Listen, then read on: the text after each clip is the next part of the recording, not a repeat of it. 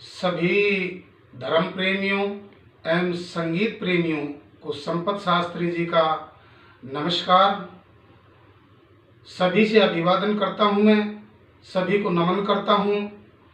और विशेष रूप से मैं आज ये कहना चाहूँगा कि मेरे छोटे पुत्र जो कि पीयूष आर्य है, पीयूष आर्य का आज जन्म दिवस है और इनके जन्मदिन पर मैं इन्हें हार्दिक शुभकामनाएं देता हूं। जीवन में ये सदा ऊंची सफलताएं प्राप्त करे और बड़ा अधिकारी बने, स्वस्थ रहे तथा जीवन में कभी इसकी आंख भी ना दुखे। इस प्यारे से बच्चे के जन्म दिवस के उपलक्ष्य पर आपकी सेवा में संपत शास्त्री जी के नाम से एक संगीत म्यूजिक चैनल आपकी सेवा में प्रारंभ करने जा रहा हूं।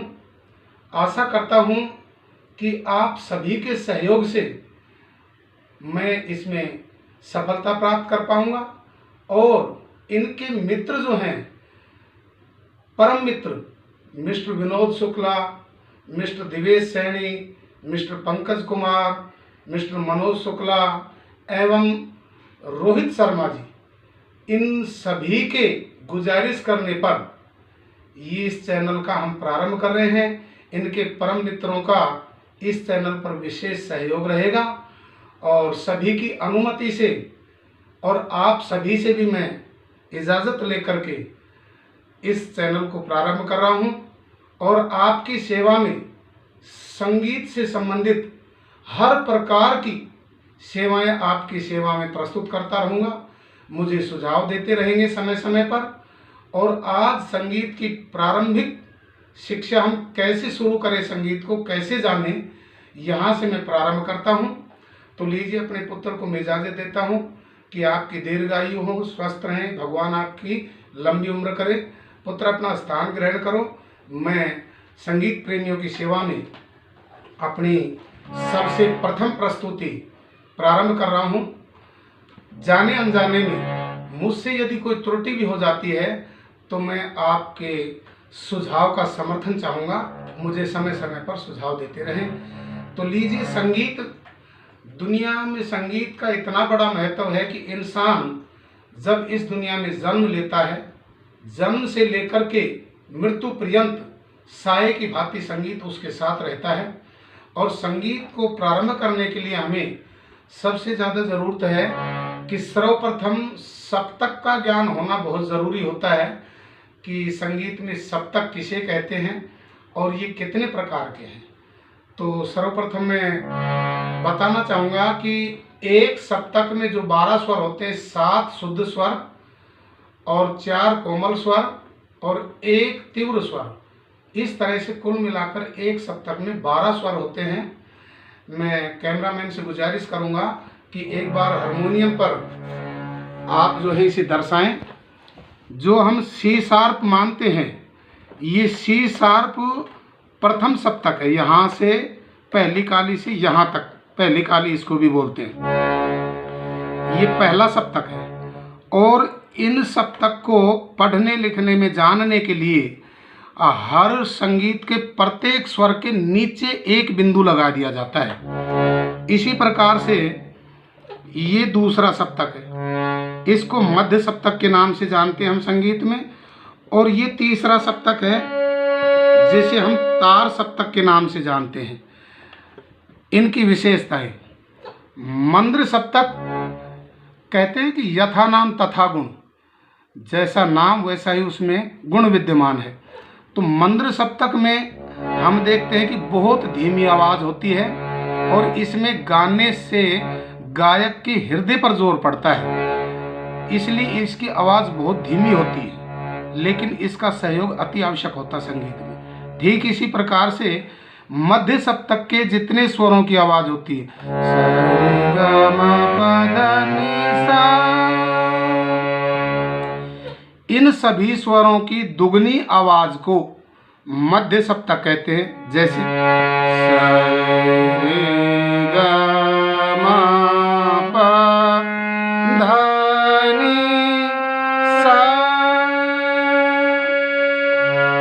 और मध्य सप्तक के सभी स्वरों की दुगनी आवाज को तार सप्तक की आवाज कहते हैं। मध्य सप्तक के स्वरों पर कोई चिन्ह नहीं होता, ऊपर नीचे दाएं बाएं आगे पीछे किसी तरह का कोई चिन्ह नहीं होता पहचानने के लिए। तार सप्तक में प्रत्येक स्वर के ऊपर एक बिंदु होता है, जैसे सा रे ग मैं प ध नी, तो उनके ऊपर एक एक बिंदु विद्यमान होता है, जिससे हम पहचान कर लेते हैं कि ये तार सप्तक के स्वर हैं। और मध्य सप्तक के स्वरों से दुगनी आवाज को तार सप्तक कहते हैं। ठीक इस प्रकार से हारमोनियम के अंदर 3 सप्तक होते हैं, मंद्र सप्तक, मध्य सप्तक, तार सप्तक। और इनकी पहचान मंद्र सप्तक के स्वर के नीचे एक बिंदु, चाहे वह स्वर शुद्ध है, चाहे कोमल है, और चाहे वो तीव्रमय है। जैसे सा रे, रे का कोमल होता है, ग का कोमल होता है, मैं का तीव्र होता है, प और सा दोनों अचल होते हैं, इनके कोई कोमल तीव्र नहीं होते। ध का कोमल होता है, नी का कोमल होता है। तो मेरा कहने का तात्पर्य ये हुआ कि किसी भी सप्तक में जो 12 स्वर होते हैं, वो चाहे कोमल हो, चाहे शुद्ध हो, चाहे तीव्र हो, उनके नीचे एक बिंदु रहेगा तो वो मंद्र सप्तक है। जिसके कोई चिन्ह नहीं होगा तो वो मध्य सप्तक के स्वर होंगे, और जिनके ऊपर एक बिंदु होगा वो तार सप्तक के स्वर होंगे। ठीक इस प्रकार से और कोमल स्वरों की पहचान होती है कि उनके नीचे एक लाइन होती है, रेखांकित कर दिया जाता है उन्हें। मैं चार्ट के द्वारा कोशिश करके आपको स्क्रीन पे दर्शा दूंगा तो आपको भली भांति समझ में आ जाएगा। प्रारंभ में सीखने वाले विद्यार्थियों के लिए मैं मानता हूं कि थोड़ी कठिनाई ज़रूर हो सकती है, लेकिन धीरे धीरे अभ्यास करने से सब कुछ आपके लिए सरल हो जाएगा। तो इस तरह से आज की इस छोटी सी वीडियो में हमने बताया कि सप्तक में जो हमारे संगीत के सप्तक होते हैं उनकी 3 संख्या होती है। पुनः शॉर्ट एंड स्वीट समरी कर देता हूँ।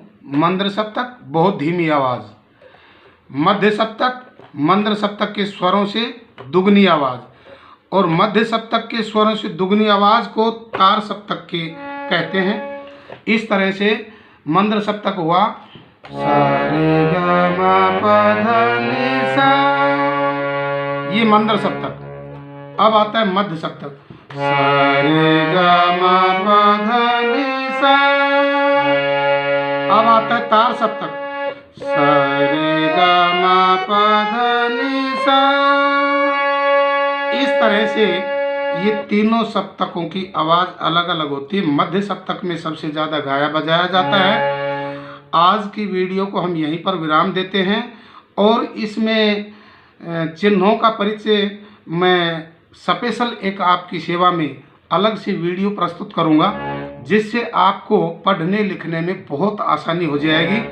आज की वीडियो में बस इतना ही। मुझे विश्वास है कि मेरी समझाई हुई बातें ज़रूर आपकी समझ में आई होगी। मैं आपके सुझाव का इंतज़ार करूंगा, और पुनः अपने प्रिय पुत्र पीयूष आर्य, जिसके जन्म दिवस पर मैंने ये चैनल आपकी सेवा में प्रस्तुत किया है, उन्हें आशीर्वाद देते हुए आप सभी से कामना करता हूं कि आप मेरे इस वीडियो को अपने साथियों में शेयर करेंगे, लाइक करेंगे, सब्सक्राइब करेंगे। आपका शुभचिंतक आपकी सेवा में संपत शास्त्री मिलता है आपकी सेवा में अगली वीडियो में। तब तक के लिए नमस्कार। तब तक के लिए सभी संगीत प्रेमियों को, धर्म प्रेमियों को संपत शास्त्री जी का पुनः नमस्कार।